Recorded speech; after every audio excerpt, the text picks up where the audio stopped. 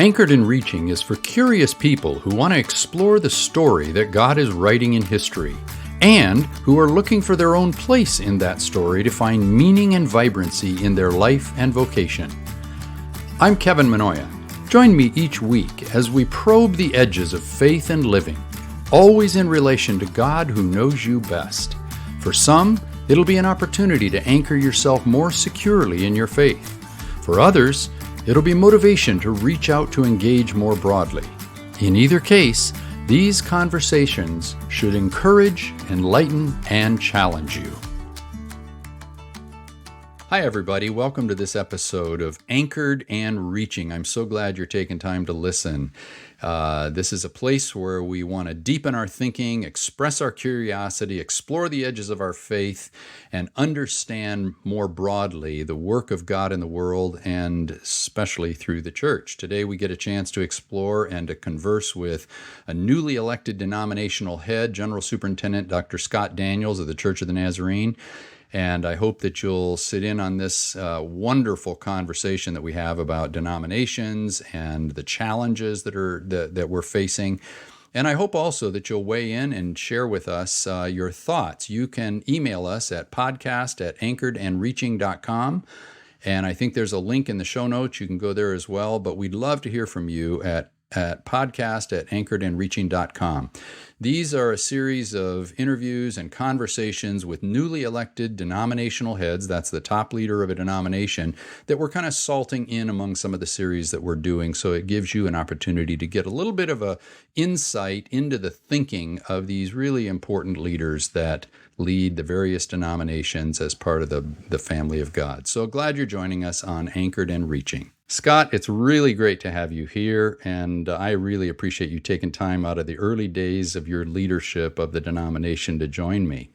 Thanks, Kevin. Great to be with you, and thanks we have a long history of friendship and connection across the years, and so it's good to be reconnected in this way. Yeah, it really is. I've always respected and really appreciate not only your thinking, but your teaching and the integrity that you bring to leadership. So thank you, Scott, and thank you for being with me on this podcast. I'm glad that the Church of the Nazarene had the wisdom to elect you to this high office. I hope you are glad as well. I know it means a change in your family thing. It does, yeah. So far, I'm okay. I'm happy. Yes. Yeah. Good. Well, hopefully that lasts a long, long time. So, Scott, what does a general superintendent do anyway? I mean, I use that generic term, denominational head, but what does a general superintendent do in the Church of the Nazarene? Well, in the Church of the Nazarene, superintendents are a little unique in that. One, the Church of the Nazarene has tried to keep the whole international church together, and that's fairly unusual. In fact, I think I'm correct in saying after the Catholic Church, the Church of the Nazarene is the largest denomination that still is internationally gathered or organized in that way.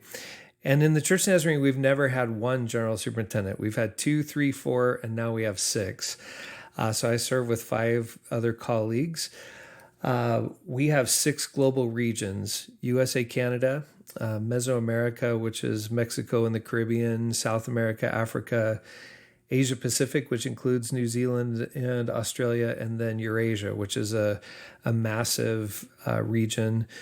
But about 2.6 million members across those 6 different regions. And so essentially, we go on 2-year shifts.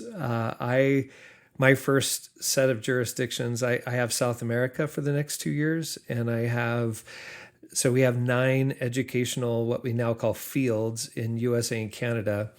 And so during that 2-year term, you either have 1 or 2 of those fields. I have 1. I have Trevecca. And so for the next 2 years, I am the jurisdictional general superintendent over the Southeast US and over South America. But we do a lot of work together. In fact, I leave at 5 a.m. in the morning for our first week-long set of meetings where all 6 of us will be at what we call the Global Ministry Center in Lenexa, Kansas. Yeah. And we will be all together from 8 a.m. to 8 p.m. for the next week meeting together. Wow. So do you guys assign pastors? Do you make church law? Do you clarify doctrine? I mean, what function do you Yeah. serve? That's not meant to be a challenging statement. It's just trying to clarify. No. Yeah. So, the Church of Nazarene, like some of the other, like our Holiness cousins who came out of the late 19th century, many coming out of some form of Methodism, and for a number of reasons, but some of that had to do with a sense on a number of those who were leaving that the Methodist Episcopal structure, the bishops had a little too much authority. And so the word superintendent is intentional. And so I'm 46 days into this job. So I am learning quickly that I have some authority, but not a lot. So somewhere between a kind of missional leader for the church, but also the six of us function in some ways like the Supreme Court. We have a manual in which our polity and many of the rules and processes are articulated.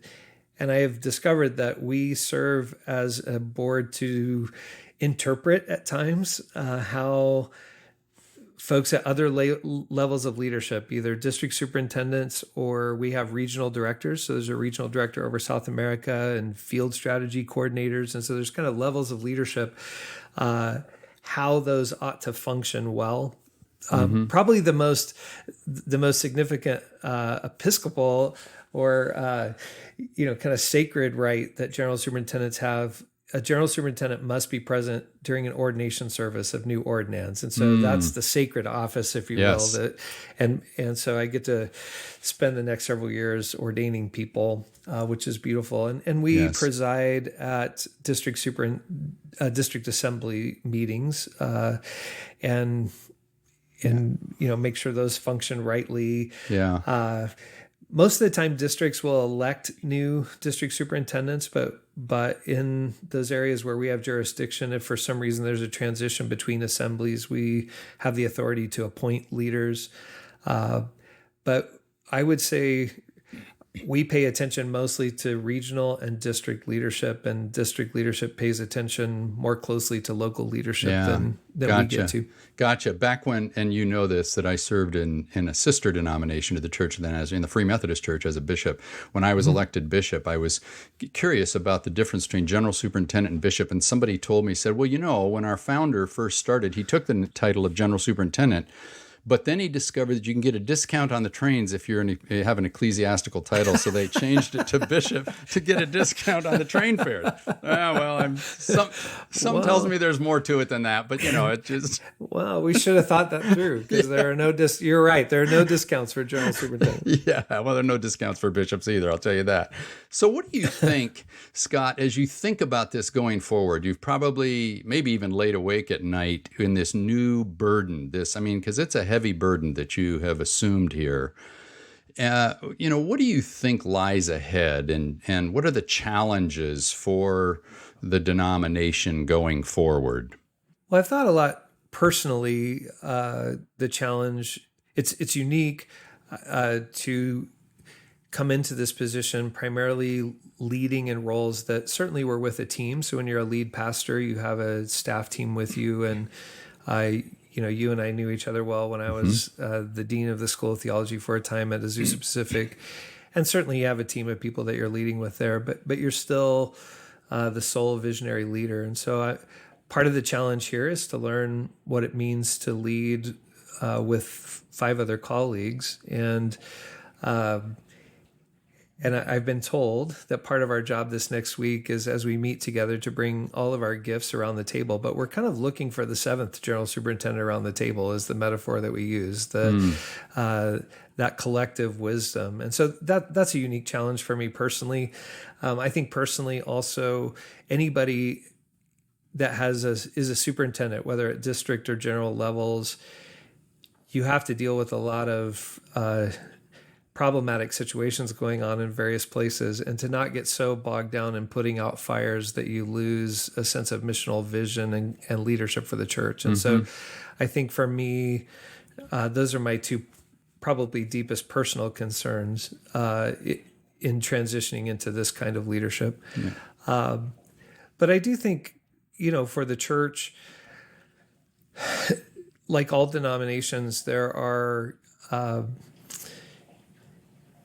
in moments historically, there are different cultural, social, theological issues that come along, and you begin to realize why various traditions emerge at different times because of different concerns or transitions going on culturally or within a nation or setting.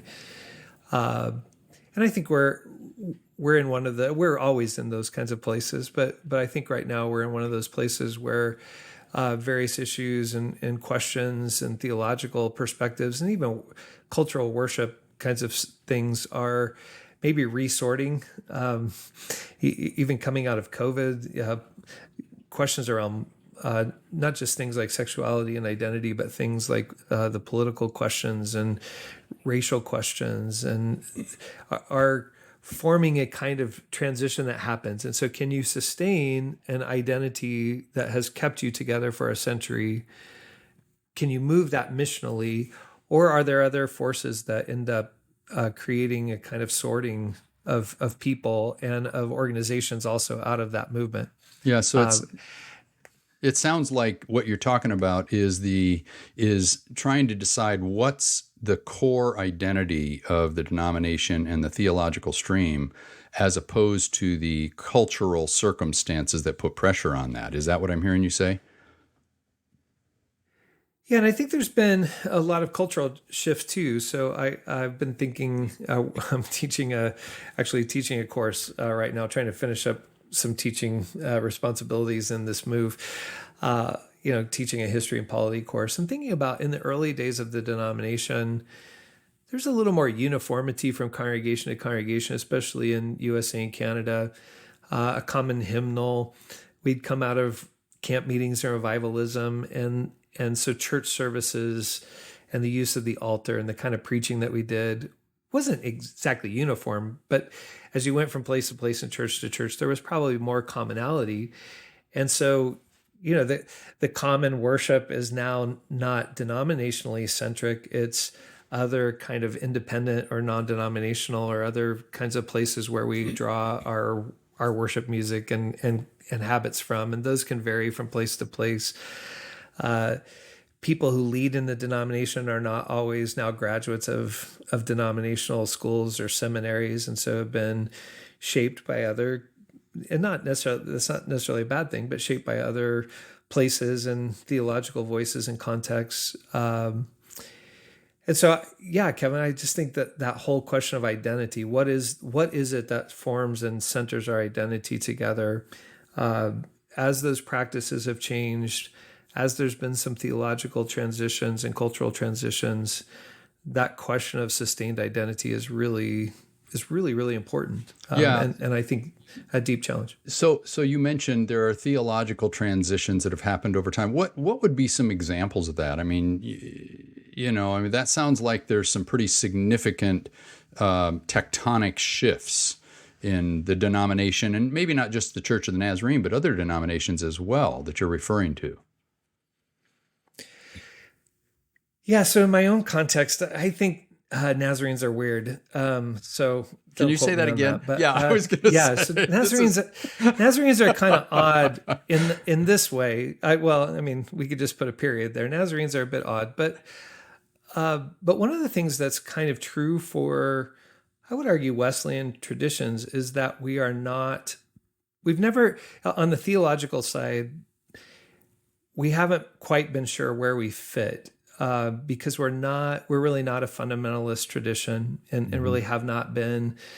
We weren't the unity that came together. So the Church of Nazarene really didn't split from anybody. We were just a bunch of folks concerned about holiness, some Methodists, some Quakers, some Presbyterians, some nothing, some non-denominational folks who just kind of got in a tent and said, well, we kind of agree with each other on these things. Should we form a church out of it?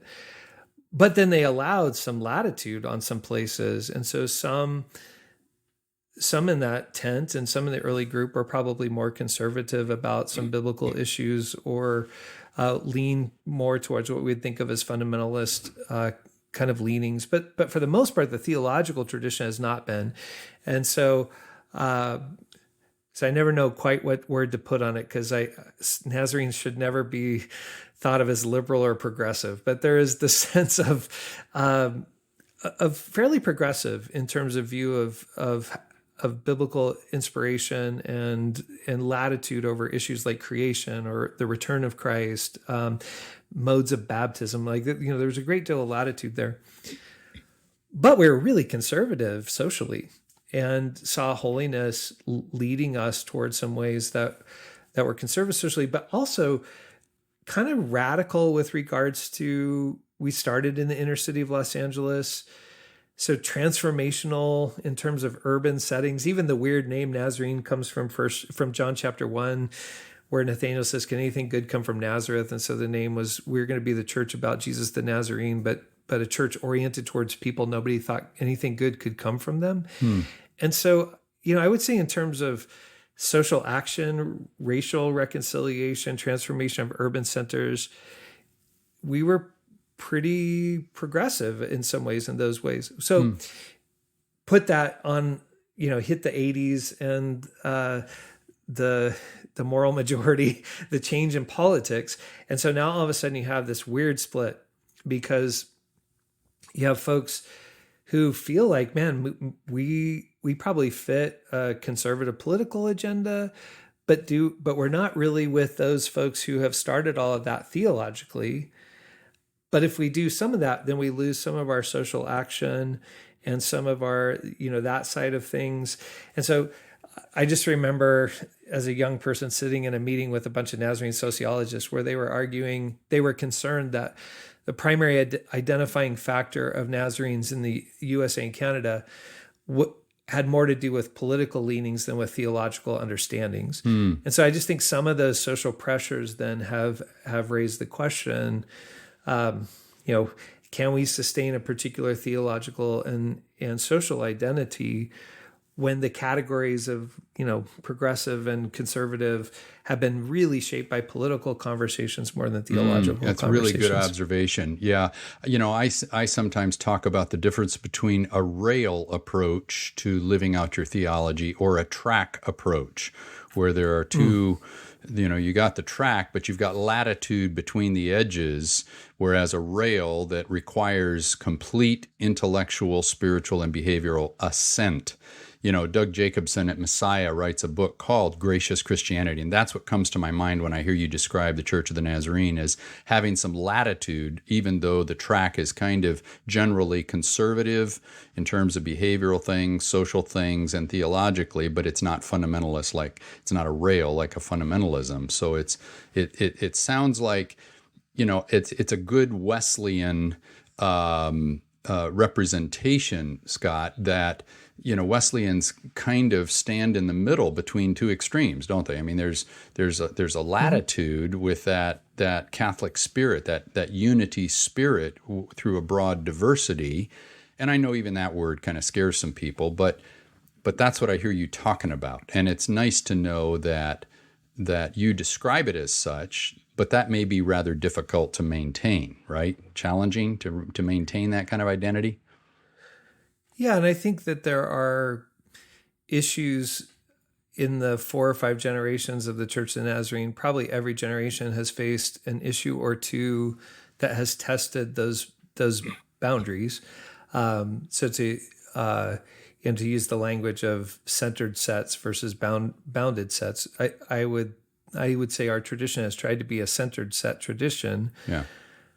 But even there, you find, well, there are some boundaries here, though. There are some issues that seem to come along each generation that test some of how centered we can be and where the boundaries come, if there are some. And then I also think one of the challenges for Wesleyan and other type traditions that came out of the added experience to the quadrilateral is, can the kinds of experiences, can a faith that is so deeply personal, can that be replicated from generation to generation? Is it a particular experience that then must be relived from generation to generation, or is there a kind of core experience, but it has some differences from generation to generation and different expressions out of that experience? And especially then when you're not just talking about a particular cultural context, but now in a global context,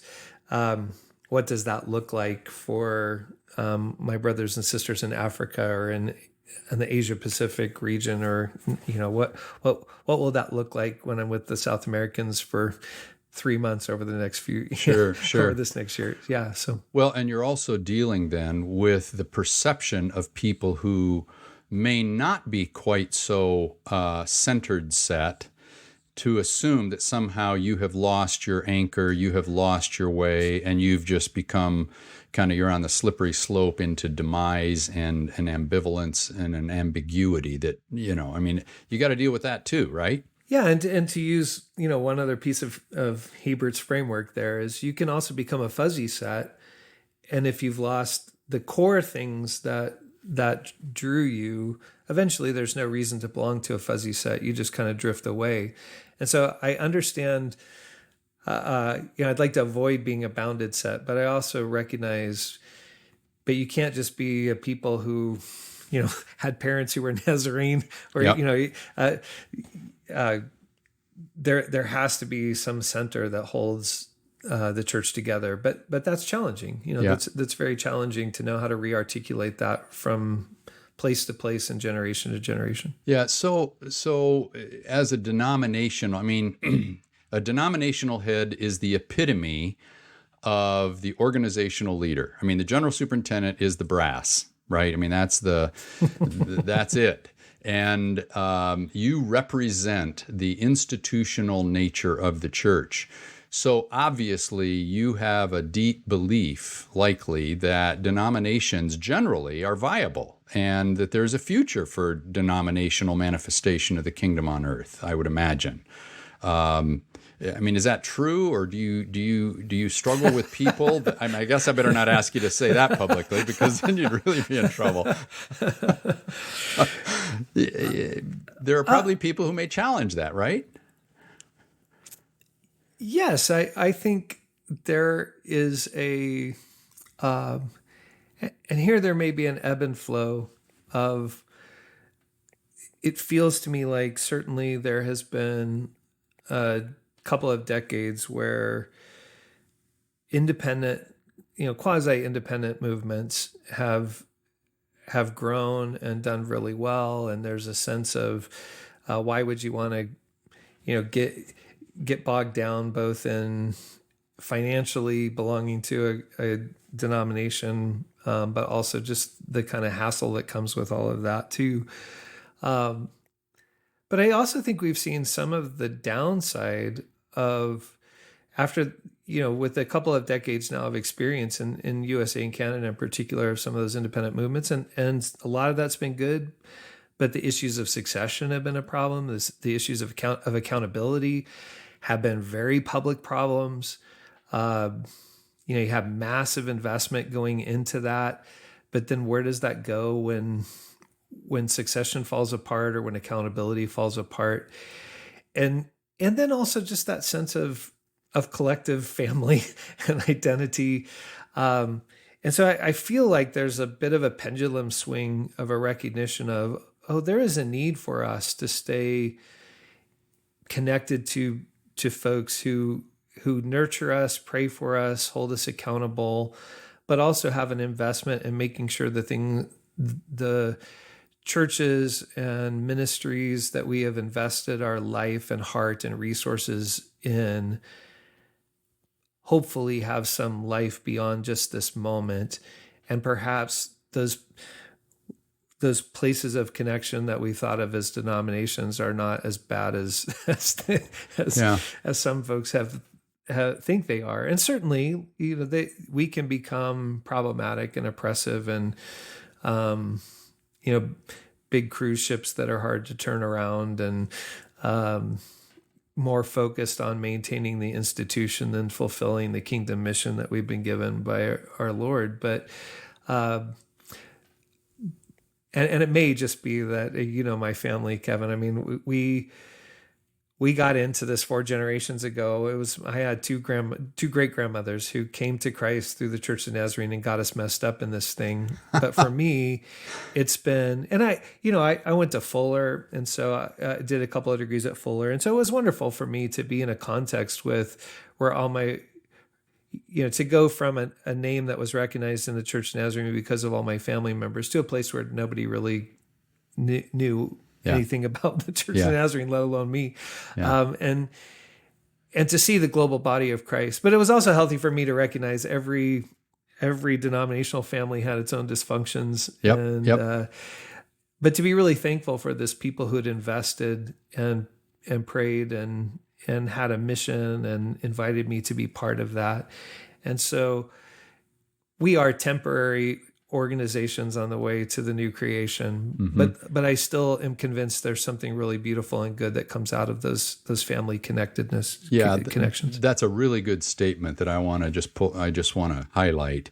We are temporary organizations on the way to a new creation. I think if people can grasp that, then instead of seeing denominations as a threat to unity, it's actually a testimony to the diversity of God working in a variety of kinds of people, that God can bring unity out of that diversity. I mean, it's basically a family, and every family has their uniquenesses, but we all have a common unity that transcends our diversity. So let me push that question a little bit, if you don't mind. And to the extent that often people will say that denominations really are an indication that Christians can't really get along. I mean, one question is an institutional organizational question. The other has to do with the fundamental, unity that Jesus prayed for among Christians. And the fact that we have these multiple institutional manifestations is more of an indication that we just can't get along, so we kind of have our own party out here and then we compete with each other, right?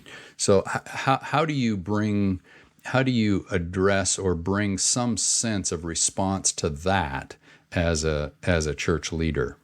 Well, there may be a shred of truth in some of that. I mean, I think that there's, if you read Acts 15, I mean, there's a sense in which even at the Jerusalem Council, there was a sense in which, as Luke tells the story, and then even later as Paul tells the story, that Peter and James and the leaders said, we're going to keep doing this thing that we feel like God has called us primarily to, which is ministry to Jewish folk. But yeah, you go do that Gentile thing, Paul. Like, you go do that thing. And we'll be unified, but like, you go do that thing. And I know that they were unified in some sense, but there was even there a particular sense of vision and mission that drove the two in slightly separate directions. And I don't know that we'd call them denominations, but it didn't take very long for the Eastern Church and Western Church to begin to find different identities that were more shaped by culture and language than they were by theological ideals, although eventually those sneak into. And so, the church, I just, part of me wants to say this has been a problem that we've had from our inception, but it has less to do with the fact that we just can't get along than we do find ourselves in different moments of mission, different places, and we share the same overall mission, but we may find different places and expressions and moments where a particular aspect of the gospel may feel like it's being underappreciated or undervalued in a certain time, and a group comes along and says, you and I are Wesleyans, and Wesley came along at a time where the Anglican Church felt dead spiritually, and Wesley was like, I feel spiritually dead. You all look spiritually dead. I think I have a list of methods we could lean into that might try to revive some of that holy living that the Scripture invites us to. And I don't know that he meant to start anything. I'm quite certain he didn't. But moments of history that lead to something called Methodism. And, a century later, some of those grandchildren came along and said, coming out of the Civil War, I'm not sure how spiritual my neighbors are either. And I feel like that group has kind of lost their emphasis on holiness. Yeah. And so I don't know, Kevin. I just think there are those, I don't know that that's, we can't get along, but I do think we'll give the Spirit some credit. That there are moments where the Spirit breathes life into particular groups of people, and a kind of movement starts. And I think even when we see some, you and I are friends with Rick Warren.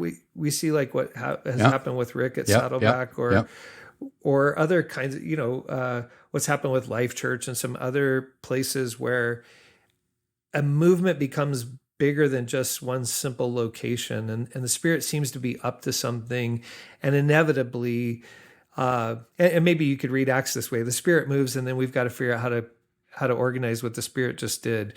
And you have these responses that become organizations. But as long as we can stay unified across those different movements and moments, at some level of recognizing those of us who call ourselves disciples of Christ have still share a common family and baptism, one faith, one Spirit, one baptism. Hopefully we can witness to a greater unity and not just compete with each other. Yeah, I agree. Yeah, and it's well said, because each of those may be a work of the Holy Spirit that provides an emphasis, and the best way to lean in is not to try to muddle it down into some minimalistic middle road, but rather emphasize or lean into the emphasis and come together with the variety that we all represent. I often say we're different, not better, and variety of streams of the church in what I call the river of God. So let me ask you, as we wind up here, maybe one last question that we could probably unpack in another session sometime, Scott, but what do you see as some of the cultural issues that are challenging denominations in general, but particularly the Church of the Nazarene in the next, 3 to 5 years, or your terms 4 years? What are you up against culturally? Yeah, well, I'll name one that because we're a global tradition, people don't maybe think about as much as the ones that make all the headlines. But I think if anybody who is paying attention to the church and global Christianity at all knows that there's a major shift taking place as the church in the Southern Hemisphere really grows and thrives, and the church, for the most part, in the Northern Hemisphere is slowed down and struggling in the European, North American context. And so it's interesting for us. We don't mandate that general superintendents, for example, come from various regions. We don't elect one from each region or anything like that. But it just so happens that the church, as you have to get 2/3 of the votes of the delegation to be elected general superintendent. And right now we have a Guatemalan, a Colombian, an African, a woman who was born in Germany and served most of her time in Europe, and then two Anglos, an Oklahoman and an Idahoan. But how we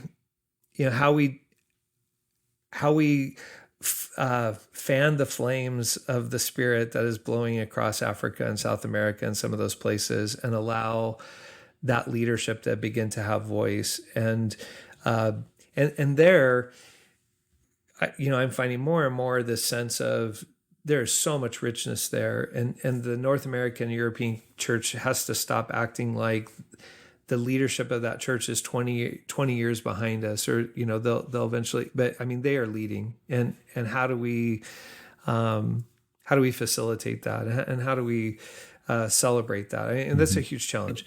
But that then plays into some of our social issues. And so, certainly the questions around sexuality and identity are dividing almost every denomination, or at least putting creating tensions. And it's not just how we are responding to culture, but those issues play into our understanding of Scripture, our understanding of tradition. there's just a lot of things at work in those conversations. And so I recognize how complicated they are, and what does love mean, and what does it mean to extend the gospel, and what does transformation look like? There's just so many things there. And so, we are too in the midst of that. I hate how I can use that verb rightly. I hate how much COVID and other things, how much the politicization of the last 10 years has deeply affected the North American church. And I don't know what all that kind of looks like. And that it's more than a generational divide, because it's not just a clean generational divide, but I'm hoping that we don't reflect what's going on around us with red states and blue states to have red churches and blue churches, or in my case, red districts and blue districts. And, how can we get through some of those things that are pretty divisive? And then I just think the social media world has, and maybe cable news networks have put us all in echo chambers of various kinds, and algorithms that get us into defining ourselves more and more by what and who we dislike than what we are for. And I'm not hopeful that we can sustain an identity based on who we are against. And I don't want to lead a church whose identity is all the things that we're against, but what is it? What are the things that we are for, and that we're calling people to by the grace of Christ? Yeah. Not surprising, Scott, partially why I asked that question, because I knew you would put your finger on some really big issues that are fundamental to the future of the church. And clearly we don't have time to unpack all of those, but I think part of the reason, what I'm glad about what you've just done, is you have identified some of the burden that you now carry as a denominational head. Not just thinking about how do I get into my community and evangelize, or how do I get the sports program at the church going, or whatever, or even just preparing for Sunday's sermon. Now it's a matter of carrying the burden, the weight of the church as represented in the Church of the Nazarene, and what are the issues that burden you. So that, frankly, is what I hope people who listen to this will remember and pray for you and your 5 colleagues as you sit this next week and you contemplate the weight and the burden of the church, because it's not easy. It is a heavy load. So, and maybe sometime in the future, clearly the things that you've just enumerated, we could take episodes to talk on this podcast into the future for a long, long time. And maybe we'll do that if you're disposed and you're not too busy. I just really appreciate your identifying it. So, we have a lot more to talk about, but this is a glimpse into your future, your life, and the lives of denominational leaders that I think are people who do carry a heavy load, and we want to make sure we lift people like you in prayer. So I really appreciate your taking time, Scott, for joining us. Thanks, Kim. Yeah. Thanks. So good to be with you. Yeah. Well, and maybe we'll get together and get you on here again to talk about not just what it's like and what does a General Superintendent do, and wishing that you could get discount on airfares if you had a better title. But we'll talk about some substantive issues that you've put on the table. So thanks, everybody, for joining us. I'm glad you are listening in, and look forward to being with you again in the next episode. And watch for these times when we spend time with denominational leaders like Dr. Scott Daniels, General Superintendent of the Church of the Nazarene, and we'll be doing this more often so you get some insight into the thinking of leadership, the issues that confront the church, and some of the ways to think broadly. And hopefully this has created some time for you to express your curiosity and to explore some of your own thoughts. Thanks, everybody, for joining us. God bless you. Let me encourage you to keep leaning into the wonderful adventure of becoming all that God has envisioned for you to be. Anchoring yourself in a secure identity, you reach with confidence to engage with people and daily life all around you. Allow your curiosity to explore and find God in the edges. Please take time to share this podcast with all your friends and invite them to join me in upcoming weeks as we explore together this exhilarating journey of being anchored and reaching.